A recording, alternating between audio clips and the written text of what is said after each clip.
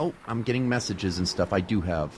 Oh, parked downstairs. Heading your way. Be at the door in 5 minutes, Walter Sickert. So I have to go downstairs and get him. Can you manage to put together a couple songs? So, yourself! I'll fight you, dude! Messing up the whole playlist I'll now. bite your testicles off with my mouth. Okay, Walter's going to be down at the front door in a couple minutes and stuff, and then we need to set an environment that's conducive to talking about art, you needle dick!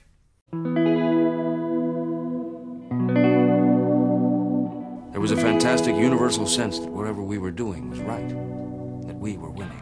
And that, I think, was the handle. That sense of inevitable victory over the forces of old and evil. Not in any mean or military sense. We didn't need that. Our energy would simply prevail. We had all the momentum. We were riding the crest of a high and beautiful wave. And with the right kind of eyes, you can almost see the high water mark. That place where the wave finally broke and rolled back.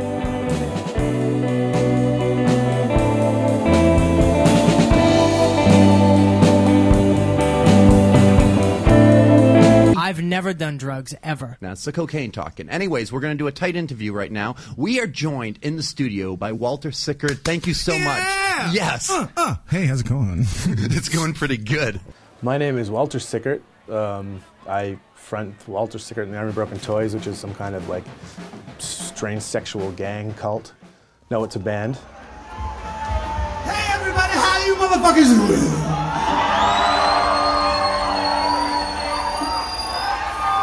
I do drawing and painting and sculpture and stuff like that.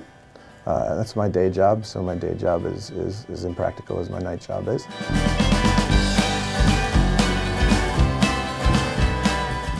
And I've been lucky enough to have people think I'm strange enough to want to buy and listen to my art. So until they shoot me in a firing squad, I think things are going to be good.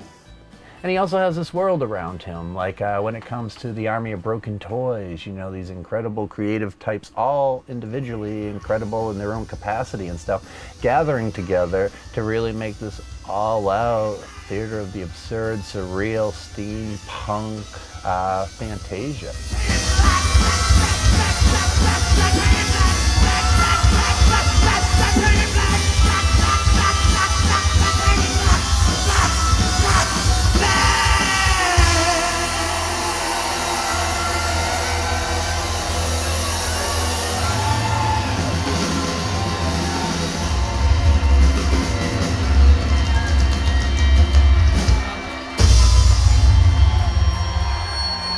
How you been?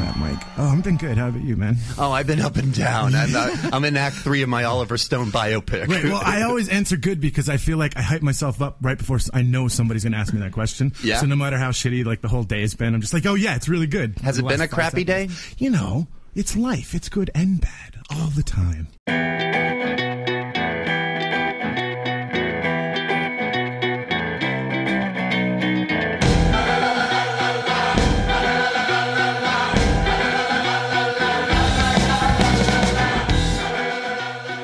My name is Katrina Galore.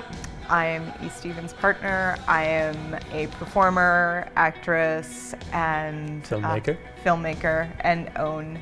Co-owner. You like? Sorry. I'm just trying to hype you. Okay, you're not do that. A little history on this building. This is a firehouse that was originally built in 1869, and we bought the building a couple of years ago with the goal of having a place to live and also to have a space where art and performance and video things can occur. The prices of any real estate in Boston are stupidly expensive and prohibitive to most artists being able to afford them. When I was 18, I inherited a college fund from my grandparents, and then I didn't go to college. Instead, I just left the money investing on itself. So this building essentially is my college education. I spent about 20 years just vagabonding around, living on as little money as possible so that we could afford to do this. We want it to be a center for weirdness, not just being a place where people show up and they come see a show and then they go home. The idea is it's an incubator for other things to happen.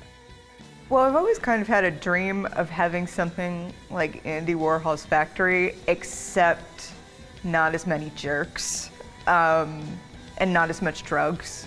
There are a lot of forms of art that do need a physical space to exist in. If people don't meet each other and actually see what they're doing, all of those ideas that could have become something just stay inside forever, and then eventually everybody dies, and life was less interesting.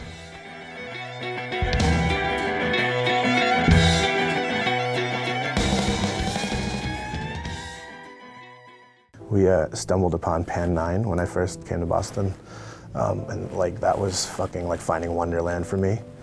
I remember going there the first time and like the curtain gets pulled away and you go inside and like it was all just Victorian, Elizabethan, everybody was locked into 1847 that night. And it was this whole vibe of art and music and nobody giving a fuck about, you know, walls or who's cool enough to be there or whatever.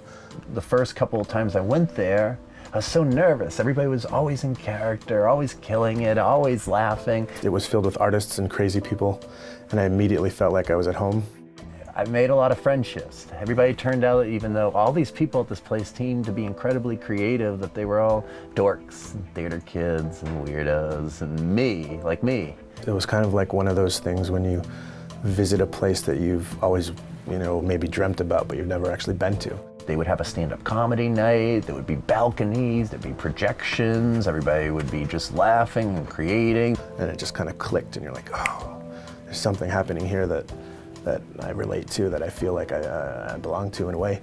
I grew up out in the suburbs where I was one of only like 2 weird kids in the whole town, and everybody was calling me faggot every day and threatening to beat me up, and you know, I kind of assumed that I would always be an outcast in some way.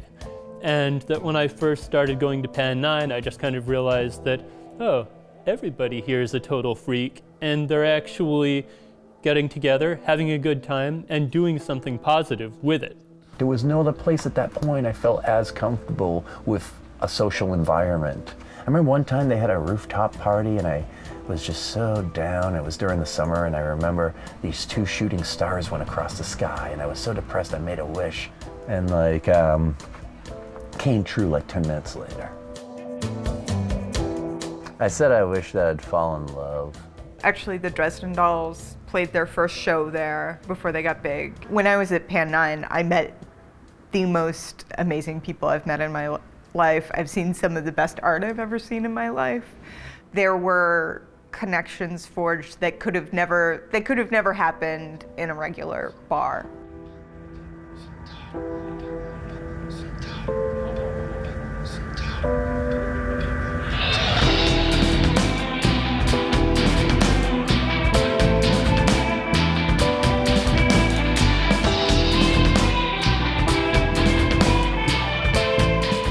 So much of creation comes from not losing that excited magic part that you have when you're a kid that everybody cuts out, you know, at some point. You know, when you stop being excited about a sunset or the moon or, you know, the woods at night, you know, or the city and why it sounds like dinosaurs and screaming sirens. I think we all tend to remove that as I think like work gets in the way or just the everyday bullshit or the news is just replaying all this horrible shit and it's like, how can anything be good or magic? But I feel like when you're an artist or a musician or whoever you are, that when you have something that you express that means something to you, and it can be anything that you do. But when you have that and you don't get rid of that excitement and that joy, even though there's all this bullshit happening simultaneously, I think that's what keeps you an artist. Yeah.